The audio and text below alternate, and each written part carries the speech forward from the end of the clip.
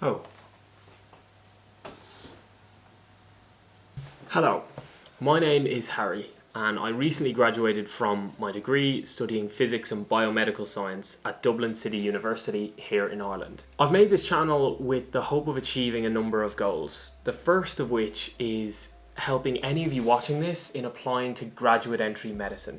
As a graduate entry medicine or GEM applicant myself, I spent the last number of years researching the different eligibility criteria, the entrance exams, and also the teaching methods of particular schools to help me best understand what's going to work for me and what all the options are available so I can maximise the possibility of getting into medicine. So that leads me neatly on to my next point, which is about exploring all of your options. There are so many medical programs across Europe that will be relevant and helpful to you in maximising your chances of getting into medicine. In order to do that, you need to look at what programs might have in terms of funding, fees, and what your capabilities will be while you're there. These videos won't just be relevant to people in Europe though, because for example in Ireland there are certain amount of allocations to non-EU international applicants. And that's really important because if someone from abroad outside of Europe is thinking of studying in one of these schools, hopefully these videos will provide you with the information you need to understand what those schools require to get in, but also how those schools actually teach medicine.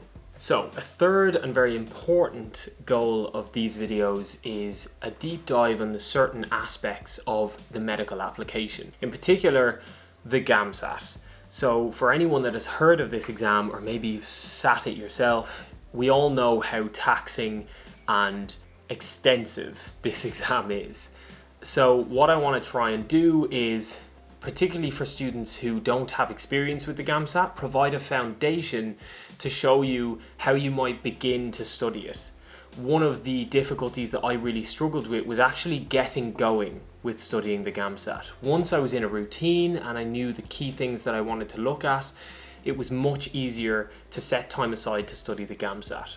But that initial understanding of what the important things are, how the GAMSAT is structured, and how much time you should allocate to studying each section were certainly things that I found difficult, and hopefully things that I can clear up for new students to the GAMSAT. Also, hopefully this platform can provide maybe some discussion for other people who are currently in that studying phase to talk about the different things that they're struggling with.